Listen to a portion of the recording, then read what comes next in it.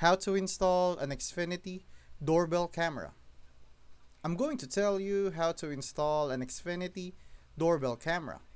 First, make sure you have an active Xfinity Home subscription and a compatible doorbell wiring system.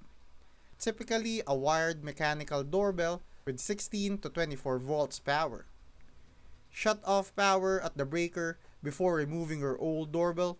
Mount the Xfinity Doorbell camera using the provided bracket and hardware. Making sure the wires are connected properly to the terminals on the back.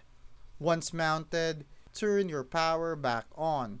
Open the Xfinity app, go to the Devices tab, and follow the on-screen instructions to add the camera. It should automatically detect your new doorbell and walk you through connecting it to Wi-Fi. After setup, you'll be able to view live videos, receive motion alerts, and manage settings through the app.